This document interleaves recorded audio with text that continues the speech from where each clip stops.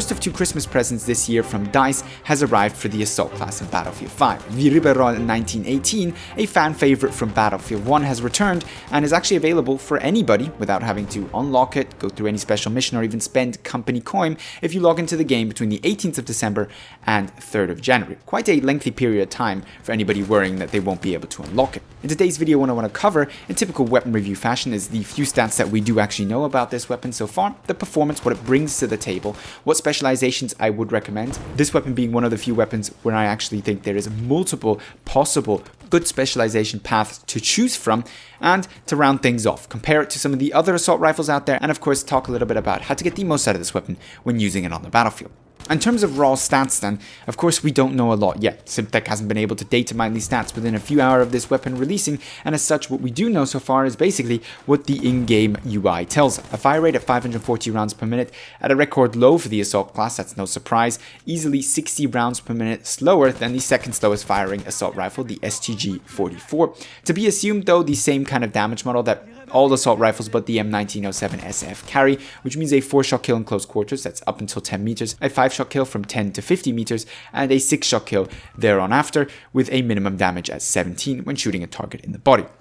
This gives this weapon a good damage model to do some good damage at medium-long range, which is exactly where this weapon specializes, which is no surprise, given of course that it comes equipped with a bipod. It also comes equipped with a relatively small magazine, which is somewhat counterintuitive, but all that means is really you gotta make your shots count, and given that the fire rate is a little bit lower, this is a little bit easier than using something like, for example, the M1907 SF. In terms of specializations, as hinted at earlier, there really is two paths to go for, and that really depends on if you want to specialize this weapon at what it is already good at, or make it a slightly more versatile version of what it is, help it do a little bit better at those distances where it really isn't doing as good as it possibly could do or should do. The first specialization pass that I recommend is the full right side. So that's quick aim, custom stock, which is better accuracy while moving, higher velocity bullets, which is of course simply a buff to your muzzle velocity, and then barrel bedding, which is better accuracy while stationary. This is the kind of specialization path that you want to go for if you're trying to use this weapon at the engagement distances where it is essentially already the best assault rifle out there, or at least in close competition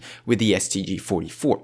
If you're trying to get this weapon to work a little bit better at close quarters, while still of course being able to access its fantastic medium range performance, then maybe going a slightly different route with quick aim, and then instead of the custom stock and high velocity bullets, quick reload and an enhanced grip for better hip fire will give you an easier time in close quarters, enabling you maybe to hip fire down some more targets instead of having to wait for your gun to ADS, saving you a little bit of time which you have to make up for given that your, damage output in close quarters is simply subpar to what your enemy may be dealing with. Another part of specializing and upgrading this weapon that I'd like to talk about is actually the sight, because this is the only assault rifle so far I found viable with a higher magnification optic. That's down to the fact that it's got slightly lower recoil, and also down to the fact that because of that lower recoil, hitting consecutive headshots and actually going even at medium range for only headshot shots to down your target as fast as possible is almost reliably viable. It's certainly a viable tactic, and I tried to go with that when using the Ribeyrolles and found it relatively successful, getting some very, very nice kills in certain instances where your targets just melt, even at 20 meters, despite having a weapon that really shouldn't be dominating at those kind of engagement distances. This is down to the low recoil, the high degree of accuracy that this weapon has to offer. It does, however, beg to question whether or not you could also do that with the STG-44. So, if you're that kind of person who likes higher magnification optics, this is probably the assault rifle for you. Other than that, taking advantage occasionally of the bipod is obviously useful, but camping around with it, waiting for targets, really isn't the Ribeyrolles' strength. It doesn't have the magazine size for it, it doesn't have the fire rate and damage output for it. If you really want to go stationary, and that permanently or frequently, you're much better off with an LMG, or of course the infamous MMG such as the MG42. That being said then, let's talk a little bit about how this weapon compares to, in my opinion, its main rifle, the STG-44. And this is a tough one because the STG-44 is one of my favorite weapons in the game. It's the second weapon that I managed to get to level 10, and the first was only because I was trying to unlock the STG-44, and that was the Sturmgewehr 1.5. Both of these weapons are extremely accurate, both these weapons are extremely versatile. But while the Ribeyrolles definitely has a slight edge in a 1 or 2 target scenario at medium to long range of the STG, thanks to its lower recoil and thanks to its sometimes usable bipod if the situation allows for it, it loses out clearly in close quarters. Those 60 rounds per minute don't seem like that much on paper, but in practice, I was noticing the difference big time, which is why I wouldn't possibly recommend going for the hipfire upgrade, something I don't actually have an example of in today's video because the footage is mostly from me trying out the right specialization tree.